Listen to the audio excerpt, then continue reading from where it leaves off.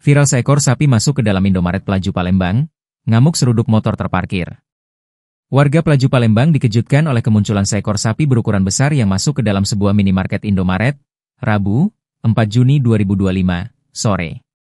Peristiwa tidak biasa ini terjadi di kawasan Pelaju Banten dan langsung menjadi viral di media sosial.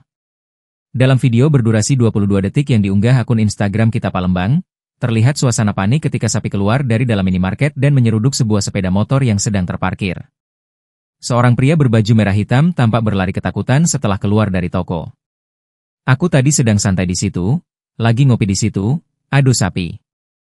Nah habis itu nabrak uang, aku lagi lemak-lemak duduk situ tadi ngamuk sapi belari," ucap seorang warga yang terdengar dalam video tersebut.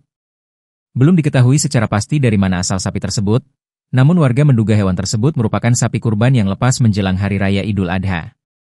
Kanit Reskrim Polsek Sudua, Ibtu Dedi, saat dikonfirmasi membenarkan pihaknya belum menerima laporan resmi terkait kejadian tersebut. Belum ada laporan. Namun meski begitu, kami akan mendatangi lokasi kejadian untuk meminta keterangan saksi-saksi, kata Ibtu Dedi kepada sripoku.com. Hingga berita ini diterbitkan, tim wartawan sripoku.com masih berada di lapangan untuk menggali informasi lebih lanjut, termasuk kronologi lengkap dan identitas pemilik sapi.